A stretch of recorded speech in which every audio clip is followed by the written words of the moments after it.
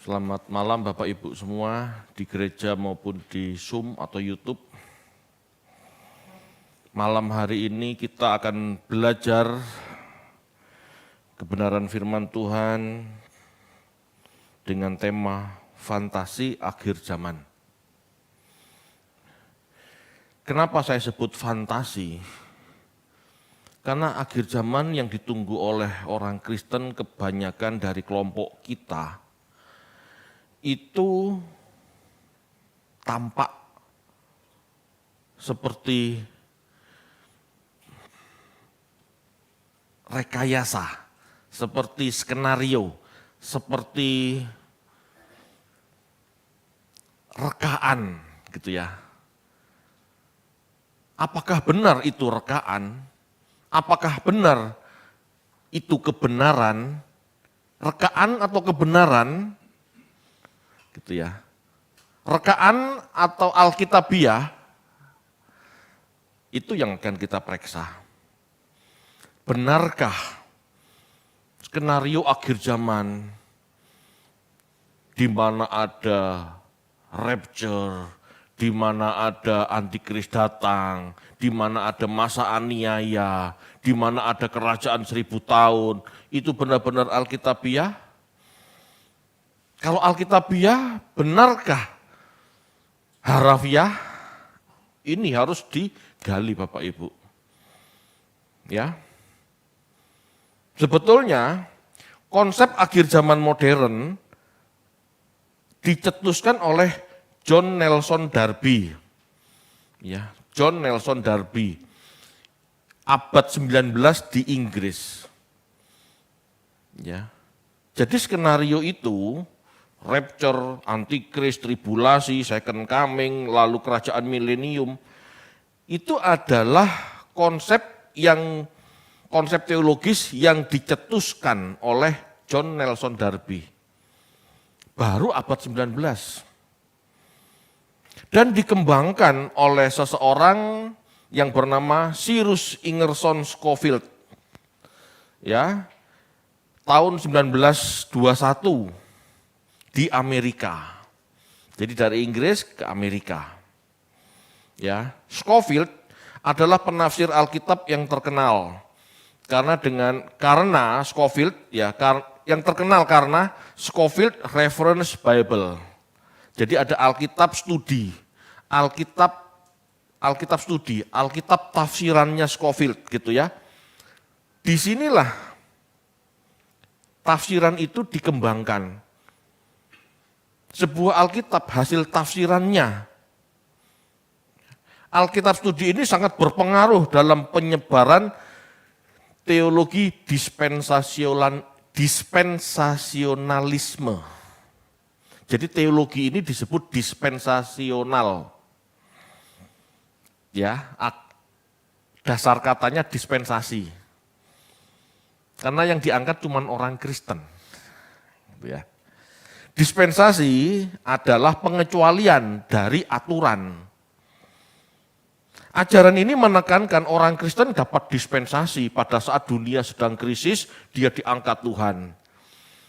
Nanti kalau krisisnya selesai dia datang. Milih enak wae. Nah itu dispensasi.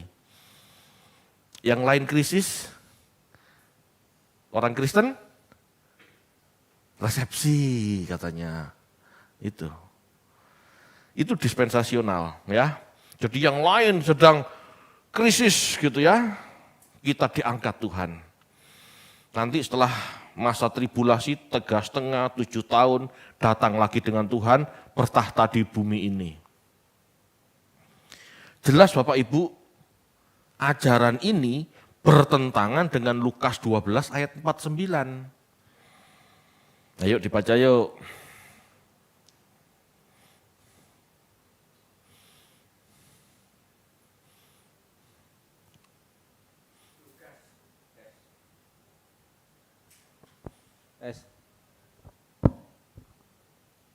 Lukas 12 ayat 49, aku datang untuk melemparkan api ke bumi dan betapakah aku harapkan api itu telah menyala. Nah, Bapak Ibu, api selalu bicara sesuatu yang panas, pemurnian, tidak nyaman, krisis.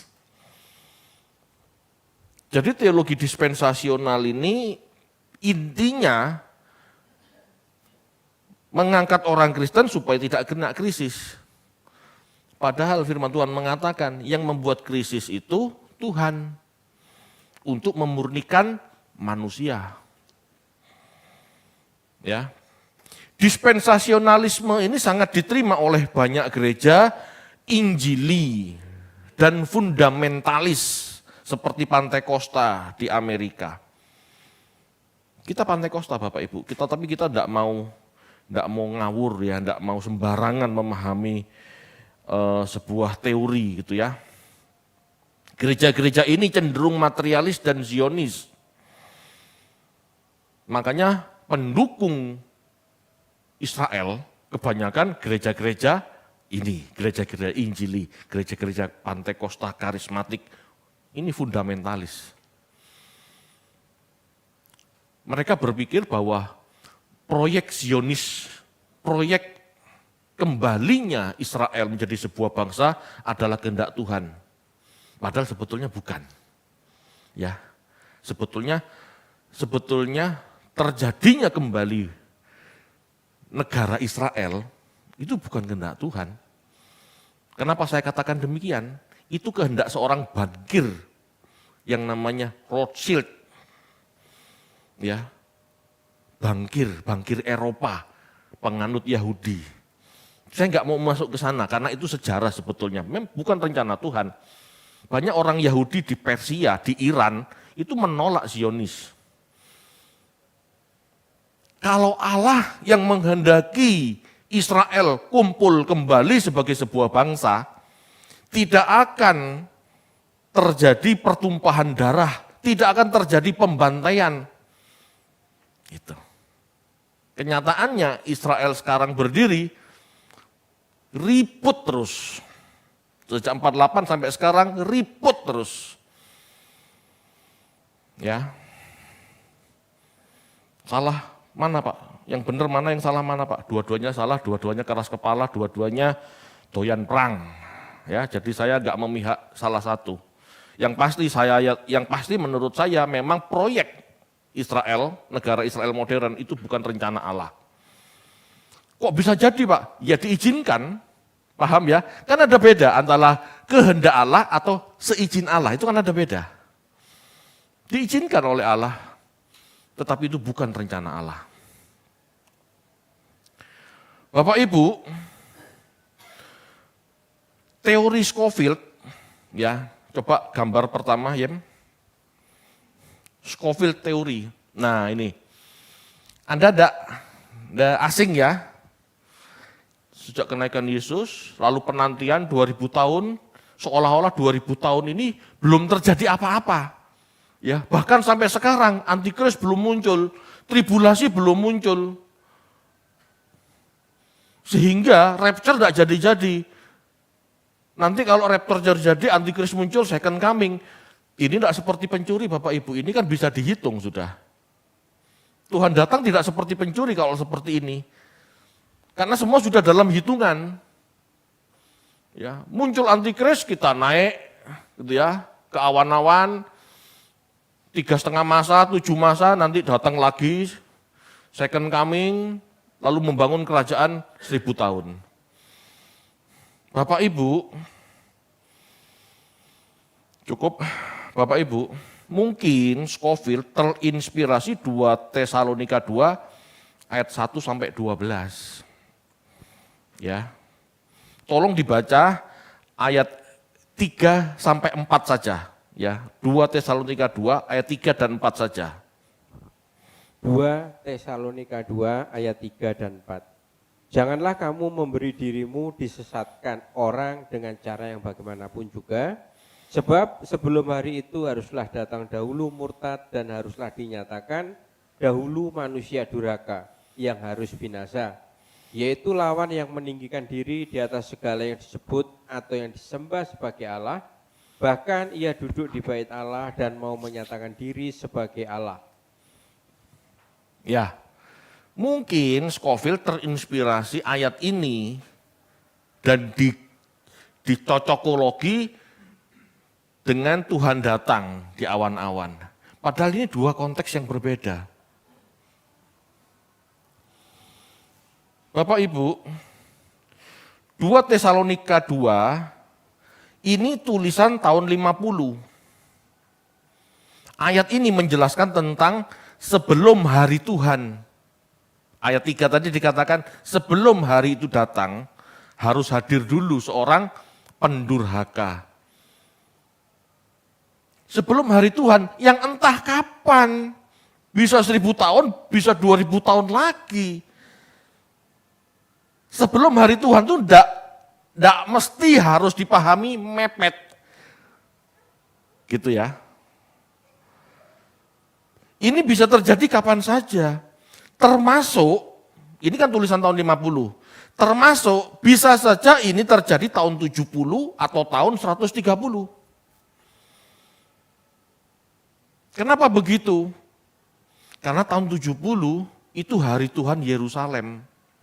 Tahun 70 Yerusalem diratakan dengan tanah. Bagi orang Yahudi, tembok Yerusalem hancur, bait Allah hancur. Itu kiamat Bapak Ibu.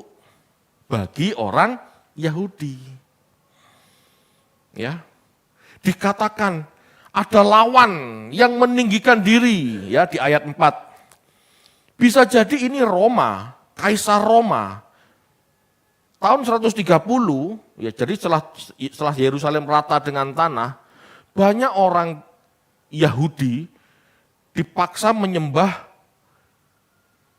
patung dewa Jupiter. Ya. Jadi pada tahun 130, Kaisar Hadrian membangun kuil untuk Jupiter di atas situs Bait Allah. Ya. Didirikan patung Jupiter. Kota itu disebut Aelia Capitolina, bukan lagi Yerusalem. Dan bait Allahnya, pada posisi bait Allahnya didirikan kuil untuk Jupiter. Itulah yang disebut pendurhaka. Banyak orang disuruh nyembah Jupiter. Ya, ini terjadi tahun 130-an setelah perang Bar Kokhbah. Semua ada dalam sejarah Bapak Ibu. Masalahnya orang Kristen itu merasa cukup baca Alkitab saja. Jadi kehilangan informasi-informasi penting. Ketidaktelitian ini umum dilakukan orang Kristen. Seolah-olah kedatangan Tuhan satu paket massa yang sama dengan kedatangan si pendurhaka. Pendurhaka itu sudah lewat. Pendurhaka itu orang yang mendurhakakan orang Yahudi dari menyembah Allah, Bapa gitu ya, Yahweh, disuruh menyembah Jupiter. Itulah pendurhaka yang berdiri di atas bait Allah.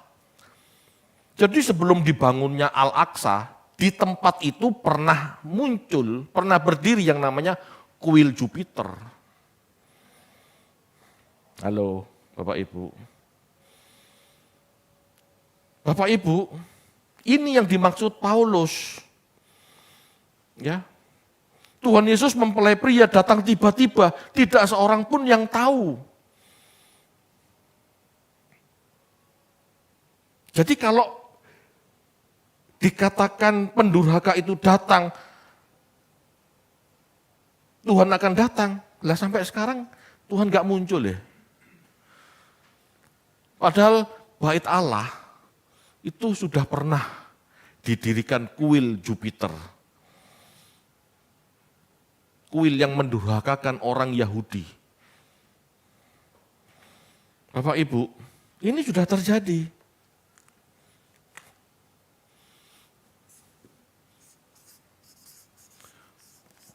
Pendurhaka bait Allah. Ini tahun 130, tahun 70 sampai 130 Masehi. Ini krisisnya orang Yahudi, 50 tahun orang Yahudi itu bisa dikatakan tidak punya pengharapan. Kenapa? kotanya dihancurkan, Bait Allah dihancurkan, tidak ada terjadi ibadah penyembahan, bahkan 100 tahun, 130, mereka diwajibkan menyembah kaisar, menyembah dewanya kaisar. Ini pendurhaka Bait Allah. Sudah terjadi, nggak usah nunggu dibangun lagi, dulu sudah pernah terjadi. Ya. Jadi sesungguhnya Bapak Ibu, kisah-kisah 7 tahun tribulasi, lalu rapture, lalu kembali ke bumi, tidak ada kebenarannya. Ya, ngapain juga Tuhan jemput kita di awan-awan, lalu 7 tahun turun lagi. Buat apa? Buat tinggal di sini Pak, emangnya Tuhan tidak punya planet lain? Emangnya Tuhan tidak punya langit dan bumi yang baru? Ngapain juga Tuhan mendaur ulang planet yang sudah rusak, apalagi tahun 2000, kan lebih rusak lagi, lebih polusi, plastiknya di mana-mana. Bapak Ibu, sering kita terlalu fokus sama datangnya pendurhaka, atau antikris, atau masa aniaya. Padahal masa aniaya sudah lewat Bapak Ibu. 3,5 masa aniaya atau tribulasi kekristenan itu sudah terjadi. Sesaat setelah Tuhan naik ke surga tahun 30, sampai dengan kekristenan diadopsi oleh Roma menjadi agama negara, yaitu tahun 380 Masehi, melalui dekret Tesalonika yang dikeluarkan oleh Kaisar Theodosius, itu masa aniaya. 2, kok langsung 3. Tribulasi 3,5 masa. Di tahun 30 naiknya Tuhan Yesus sampai 380 Masehi. Berapa? 350 tahun. Ini masa aniaya kekristenan. Dianiaya 11 kaisar Roma. Kaisar Roma, 11 kaisar Roma, nama-namanya jelas dan itu tercatat di buku sejarah. Kaisar-kaisar yang menganiaya orang Kristen itu ada. Orang Kristen, pendeta Kristen kurang literatur, kurang literasi, padahal itu semua ada. 3,5 masa inilah aniaya Kristen, nggak usah nunggu lagi. Kalau di konsepnya Scofield kan 3,5 tahun. Ya enteng. Baru masuk kuliah, lulus kuliah sudah selesai kan? 4 tahun. Orang Kristen dianiaya 3,5 masa ini 350 tahun. Mulai Yesus naik ke surga sampai kekristenan menjadi agama resmi kekaisaran Roma. Udah terjadi Bapak Ibu. Ya. Jadi nggak perlu lagi menanti-nantikan pendurhaka Bait Allah, masa aniaya, termasuk antikris. Nggak perlu, karena antikris sudah muncul. Antikris sudah lama muncul dan berada di antara kita. Bapak Ibu, istilah antikris sendiri tidak ada dalam rangkaian nubuat akhir zaman, tidak ada. Kalau Anda lihat di kitab Wahyu, tidak ada kata antikris. Ya. Kata antikris hanya muncul di surat 1, 2, 3 Yohanes. Dan di situ dijelaskan siapa dia.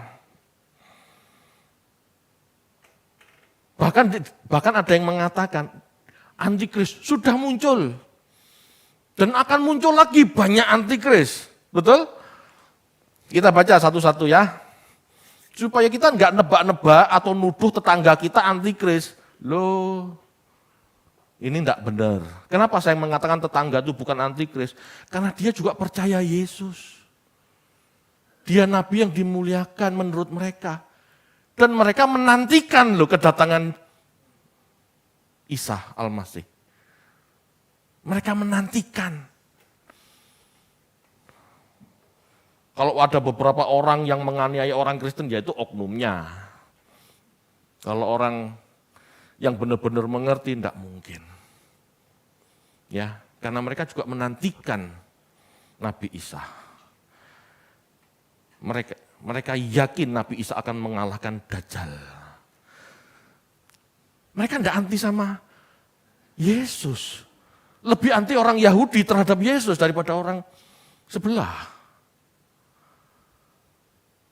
Ya, ayo kita baca. Nanti saya buka ini ya. Siapa dia, tokohnya siapa, itu ada di sejarah. Anda bisa googling, Anda buka Google, Anda bisa cek AI. Gampang sekarang, jadi kalau ada pendeta tidak mau belajar tuh saya heran. 1 Yohanes 2 ayat 18.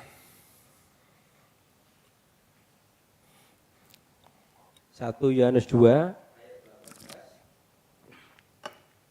anak-anakku, waktu ini adalah waktu yang terakhir. Dan seperti yang telah kamu dengar, seorang antikristus akan datang. Sekarang telah bangkit banyak antikristus. Itulah tandanya bahwa waktu ini benar-benar adalah waktu yang terakhir. Ya, antikris sudah banyak muncul. Lanjut, ayat 22. 1 Yohanes 2 ayat 22. Siapakah pendusta itu? Bukankah dia yang menyangkal bahwa Yesus adalah Kristus? Dia itu adalah antikristus, yaitu dia yang menyangkal baik bapa maupun anak. Jelas? Prinsip ini harus dipegang. Yang menyangkal Yesus adalah Mesias, itulah antikristus. Tetangga sebelah meyakini loh Nabi Isa itu Al-Masih. Al-Masih itu Kristus. Jadi jangan ngomong tetangga kita itu antikris. Karena dia meyakini Nabi Isa itu Al-Masih.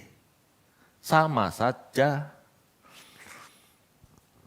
Antikristus yaitu dia, siapapun dia, yang menyangkal baik bapak maupun anak. Itu antikris. Antikris itu semangatnya menolak karya bapak melalui anak.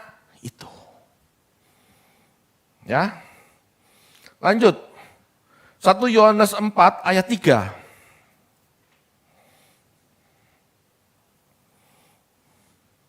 Yohanes 4 ayat 3, dan setiap roh yang tidak mengaku Yesus tidak berasal dari Allah.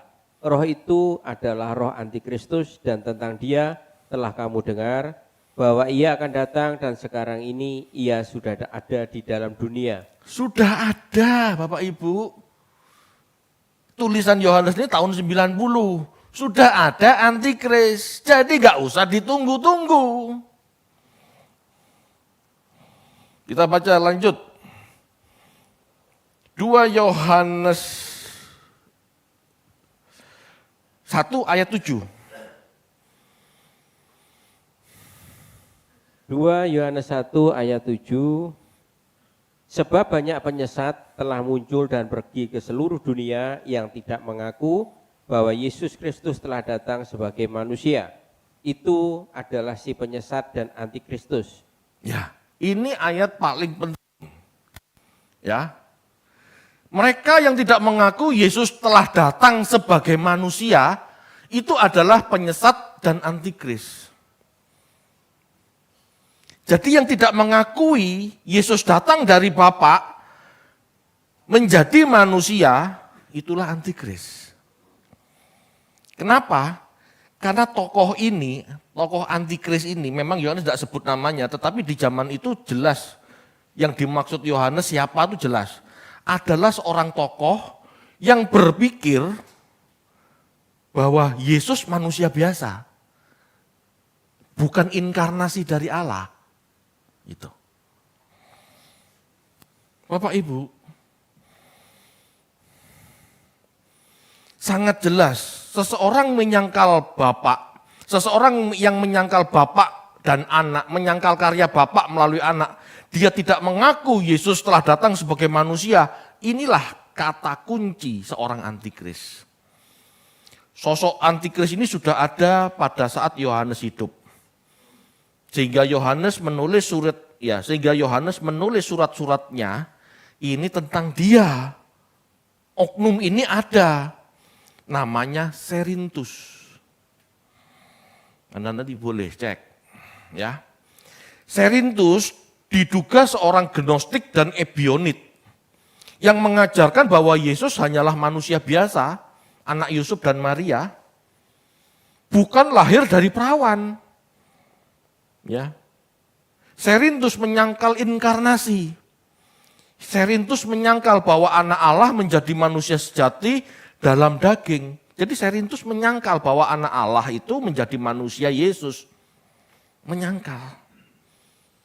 Yang Serintus percaya bahwa Kristus, kekuatan ilahi, turun atas Yesus pada saat pembaptisan, tetapi meninggalkan Yesus pada saat penyalipan. Ngerti ya maksudnya ya? Jadi Yesus itu manusia biasa, disurupi Kristus, nanti pada saat penyalipan Kristusnya pergi. Jadi tinggal Yesus yang disalib. Itulah sebabnya Yesus berdoa, Eloi, Eloi, lama sabachthani, Allahku, Allahku, kenapa kau tinggalkan aku? Itu dianggap roh Kristusnya pergi. Bapak Ibu, inilah antikris yang dimaksud Yohanes. Ia percaya bahwa Kristus turun atas Yesus saat pembaptisan, tapi meninggalkan Yesus saat penyalipan. Ajaran Serintus ini ditentang Yohanes dalam 1 Yohanes 4 ayat 2 sampai 3, ini sudah kita baca tadi. Rasul Yohanes menyebut menolak inkarnasi itu sebagai antikris.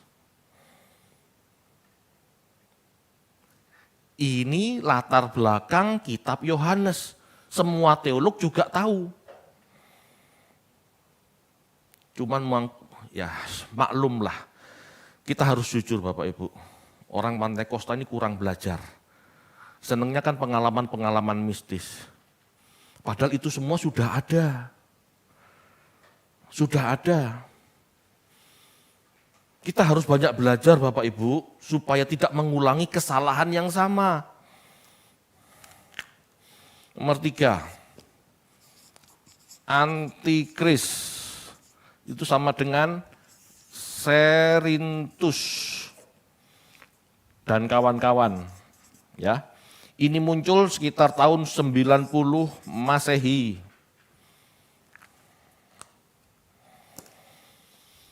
Halo. Mendalami ini memang enggak mudah. Tetapi karena saya dulu seorang akhir zaman mania gitu ya. Dulu saya kecil diputerin film sama pendeta saya yang lama itu ya. Waduh. Kan ada takutnya Bapak Ibu. Kelas 6 SD diputerin film kayak gitu. Waduh, kapan ya gitu lah. Tetapi karena itulah saya tuh semakin mencari, semakin mendalami, semakin menggali. Bapak Ibu, Scofield menafsirkan Kristus datang dulu, kemudian setan dibelenggu 1000 tahun, kerajaan 1000 tahun berdiri. Gitu ya. Jadi Scofield menafsirkan Kristus datang dulu, lalu setan dibelenggu, lalu kerajaan 1000 tahun dimulai. Baca yuk, Wahyu 20 ayat 1 sampai 4.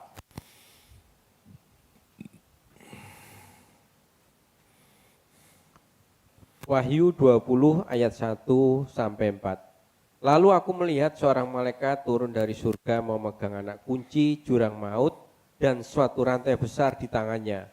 Ia menangkap naga si ular tua itu, yaitu iblis dan Satan, dan ia mengikatnya 1000 tahun lamanya. Lalu melemparkannya ke dalam jurang maut dan menutup jurang maut itu dan memeteraikannya di atasnya, supaya ia jangan lagi menyesatkan bangsa-bangsa sebelum berakhir masa 1000 tahun itu. Kemudian daripada itu ia akan dilepaskan untuk sedikit waktu lamanya. Lalu aku melihat tahta-tahta dan orang-orang yang duduk di atasnya. Kepada mereka diserahkan kuasa untuk menghakimi. Aku juga melihat jiwa-jiwa mereka yang telah dipenggal kepalanya karena kesaksian tentang Yesus dan karena firman Allah, yang tidak menyembah binatang itu dan patungnya, dan yang tidak menerima tandanya pada dahi dan tangan mereka, dan mereka hidup kembali dan memerintah sebagai raja bersama-sama dengan Kristus untuk masa 1000 tahun.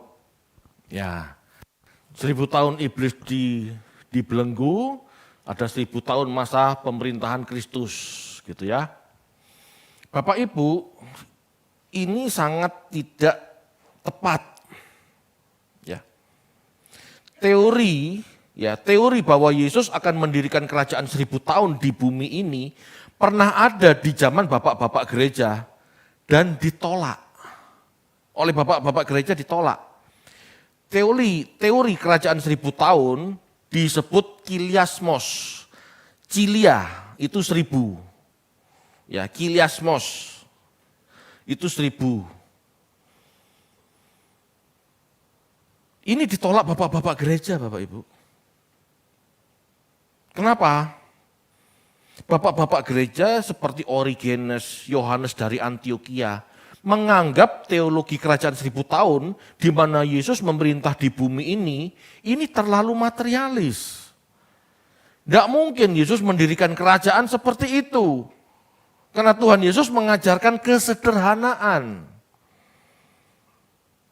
Tidak sejalan dengan ajaran Yesus tentang kerajaan rohani. Ya, itu alasan bapak-bapak gereja dulu menolak konsep kerajaan 1000 tahun yang materialis ini. Namun kenyataannya Bapak Ibu, setelah masa bapak-bapak gereja berlalu, kita tahu sejarah gereja ini jatuh bangun dalam dosa. Dalam sejarah kita tahu setelah gereja diberi kekuasaan oleh Roma tahun 380 itu, gereja jatuh bangun dalam kesalahan. Percabulan, materialisme, pembunuhan itu terjadi atas nama agama Kristen. Jadi jangan dianggap agama Kristen ini baik-baik saja. Sudah pernah jadi kadrun itu sudah pernah. Itu sebabnya dikatakan dalam kitab Wahyu, yang duduk di atas tahta ini itu seperti anak domba, bukan anak domba. Ya. Bukan anak domba yang sesungguhnya, tetapi dikatakan seperti anak domba. Bahkan kalau Anda baca 1-2 ayat, itu jelas. Wahyu 13 ayat 11, coba dibaca.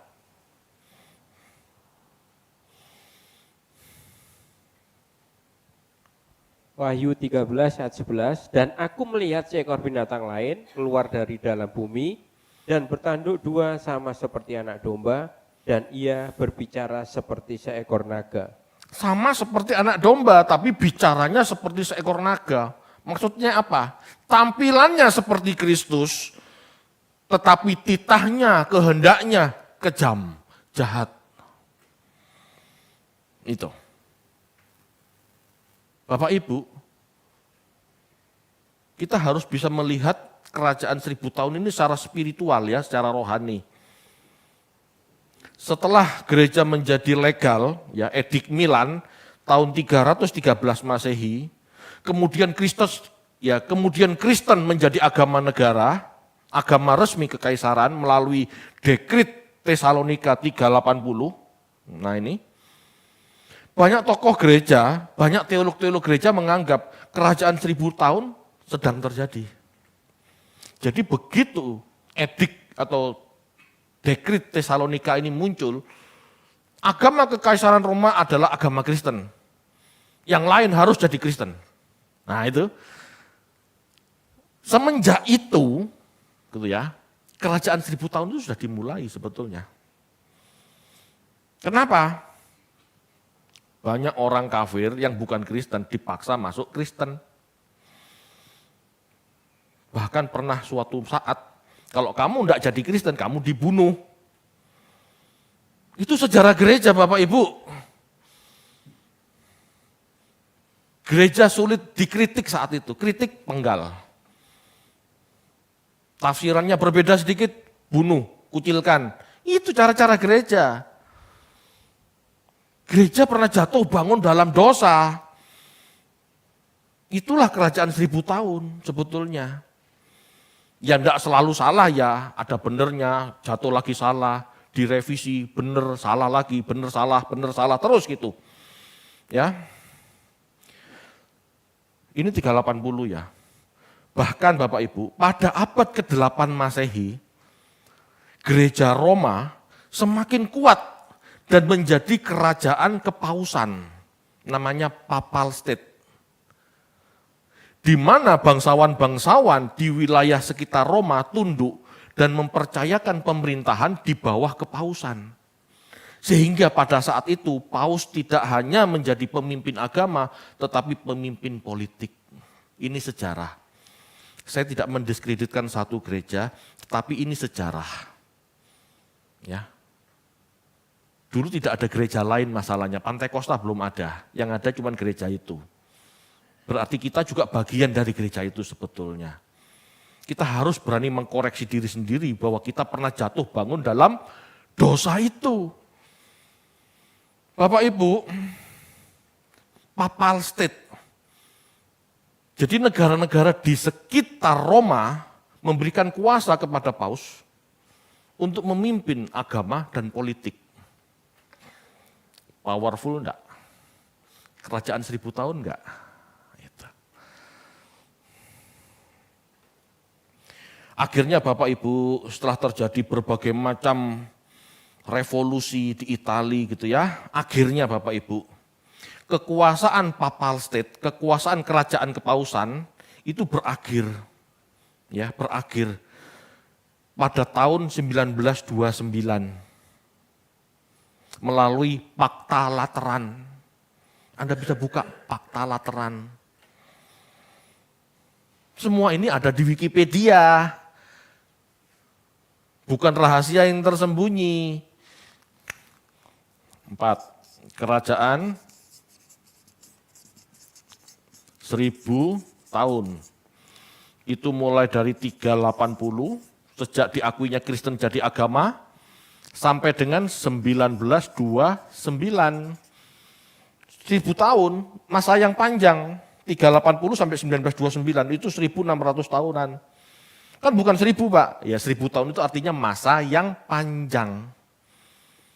Bahkan kalau Anda mulai menghitung sejak Paus mendapatkan kekuasaan politik, gitu ya, abad ke-8 sampai tahun 1900 itu 1000 tahun. 1000 tahun lebih sedikit. Persis. Sudah terjadi Bapak Ibu. Halo. Sudah terjadi semua. Tinggal satu peringatan. Sangkakala terakhir berbunyi, ku jawab iya. Siap enggak? Bapak Ibu, dari kisah ini, dari kalau Anda baca di kitab Wahyu, sesungguhnya binatang dan Babel, pelacur besar di kitab Wahyu ini adalah dua cara iblis menghancurkan umat percaya. Binatang ya adalah cara kasar iblis menghancurkan orang Kristen. Babel besar dan pelacur besar ini adalah cara halus iblis menghancurkan orang Kristen. Yang satu dengan aniaya, yang satu dengan gairah materialis, hedonis. Orang Kristen mula-mula Bapak Ibu, pada saat dianiaya, dicambuk, disalib, dibakar hidup-hidup, dia tetap teguh dengan imannya. Tetapi pada saat kekristenan Bapak Ibu diadopsi oleh Kaisar Roma menjadi agama negara, wah itu pendeta-pendeta senang semua. Baju mewah, cincin emas, suka itu. Tokoh-tokoh Kristen hancur gara-gara apa? Materialis, hedon, dan itu berlanjut sampai detik ini. Meskipun kerajaan 1000 tahunnya sudah selesai. Banyak pendeta kacau, kalah dengan materi. Ini loh Bapak Ibu, cara iblis. Semua telah terjadi Bapak Ibu berurutan. Setelah gereja mengalami 3,5 masa aniaya, gereja mengalami masa yang nyaman 1000 tahun. Bapak Ibu, memang tidak semua pemimpin gereja jatuh ya, tetapi tidak sedikit yang benar-benar duniawi dan jahat. Saya punya nama-namanya. Dan pernah difilmkan di Netflix. Ada. Jadi ini bukan tuduhan. Ini semua sejarah. Bapak Ibu, menurut saya, keyakinan saya gitu ya, nubuat di kitab suci, di kitab suci kita, hampir tergenapi semua. Kuda-kuda, meterai-meterai, semua itu sudah tergenapi. Hanya tersisa satu kali lagi, goncangan terakhir bersama sangkakala berbunyi. Tuhan datang di awan-awan menjemput kita. Halo, udah siap? Udah siap kita? Ayo kita baca yuk. Lukas 12 ayat 39 sampai 40. Lukas 12 ayat 39 dan 40. Tetapi ketahuilah ini, jika tuan rumah tahu pukul berapa pencuri akan datang, ia tidak akan membiarkan rumahnya dibongkar. Hendaklah kamu juga siap sedia, karena anak manusia datang pada saat yang tidak kamu sangkakan. Halo. Bapak Ibu, semua tanda-tanda itu sudah tergenapi. Tidak ada lagi tanda-tanda, tinggal satu. Ya, tinggal satu ini bukan berarti tidak ada lagi agenda jahat iblis, ada. Ya, agenda jahat iblis tetap ada. Ingat ya, iblis dilepas. Setelah kerajaan 1000 tahun, iblis dilepas. Dan masih banyak penyesatan-penyesatan terjadi. Jadi kita tetap harus waspada. Tetapi Bapak Ibu, tanda-tanda tentang kedatangan Tuhan itu sudah terjadi semua. Munculkan gambar saya yang kedua. Nah, ini. Saya sebut teori David karena tidak ada di buku. Saya baca buku A, saya baca buku B, ini tidak sama. Tetapi ada satu benar, ada satu benar, ada satu benar. Ini resume, ini kesimpulan dari apa yang saya pelajari gitu ya. Bapak Ibu, dari kenaikan Tuhan, 3,5 masa tribulasi, ya, 30 sampai 380, sudah terjadi, ini masa aniaya. 380 sampai 1929 itu Babel besar dan pelacur, kerajaan 1000 tahun, sudah terjadi. Sekarang tahun 2000 Bapak Ibu, sudah tidak ada apa-apa lagi. Kalau cuma perang, gempa bumi, itu setiap masa pasti ada. Gitu ya. Ini tinggal rapture Bapak Ibu. Tinggal Yesus datang di awan-awan, menjemput kita, kita berangkat. David, gue jawab, ya. Berangkat saya. David, saya diem, segitek, cuek, gak tahu, gak siap. Gimana? Ini kan simbolis Bapak Ibu. Ya, simbolis. Bapak Ibu, cukup.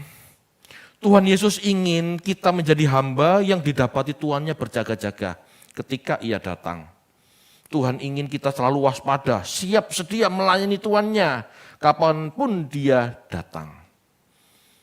Tuhan Yesus ingin Bapak Ibu kita selalu mengikat pinggang kita, yang berarti hidup dalam kesiapan penuh. Tetap bekerja, tetap melayani, tetap menyambut kedatangan Tuhan kapan saja. Halo Bapak Ibu. Secara mental, secara batin, saya capek jadi pendeta. Betul. Saya lebih senang cari duit. Tetapi saya tahu waktunya tersisa nggak banyak. Semua tanda-tanda sudah tergenapi. Mosok saya detik-detik terakhir, Tuhan aku capek. Aku selesai saja. Lu kepingin rasanya, secara daging itu kepingin Bapak Ibu. Tetapi saya nggak berani. Saya tetap jaga-jaga. Apa panggilanmu buatku, aku lakukan Tuhan. Apa panggilan kita lakukan. Sampai dia datang manggil kita, ku jawab ya, aku berangkat Tuhan. Aku lepas semua. Jangan sampai pada Tuhan panggil, kita nggak melakukan apa-apa. Kita tertidur, kita tidak melakukan kewajiban kita tidak melakukan karya yang Tuhan perintahkan. Jangan sampai. Itu sama saja dengan orang budek, nggak mau denger-dengeran. Halo Bapak Ibu. Nggak lama. Apalagi kalau dalam arti tinggal satu peringatan, maksudnya apa mati. Wah, itu lebih bahaya lagi kan? Itu enggak pakai peringatan, tiba-tiba stroke, out, gitu ya, enggak ketolong, masuk IGD. Bapak Ibu, kematian tiba-tiba. Kedatangan Tuhan di awan-awan juga tiba-tiba. Ayo siap-siap. Hamba yang baik adalah hamba yang mengerti apa yang harus dia kerjakan. Tidak nunggu diperintah, milikilah kesadaran. Kita harus mengerti dan mengerjakan apa yang dibutuhkan Tuhan. Kita harus mengerti dan mengerjakan apa yang menjadi kesenangan Tuhan kita. Amin. Ayo cari itu, apa bagianku Tuhan? Adanya gereja, itu berarti adanya komitmen persekutuan untuk melakukan proyek keselamatan yang sama. Karena nggak bisa seseorang melakukan proyek keselamatan cuman sendirian, itu nggak bisa. Saya dalam melakukan proyek Tuhan menyelamatkan banyak jiwa, butuh didukung orang banyak, butuh didukung jemaat. Begitu juga jemaat. Dalam proyek-proyek Tuhan juga butuh dukungan orang lain sesamanya. Ayo kerjasama. Amin. Jangan sampai pada saat Tuhan memanggil, kita enggak dengar.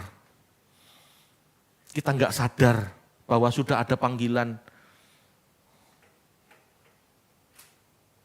Ayo Bapak Ibu. Waktunya sudah mepet. Ya, secara biologis mati bisa kapan saja.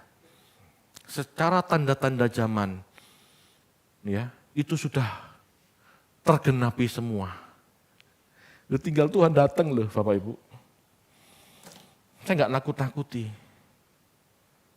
Tetapi ayo siap-siap. Bersihkan batin dan kerjakan apa kehendaknya. Ayo siap-siap. Amin. Mari kita berdoa.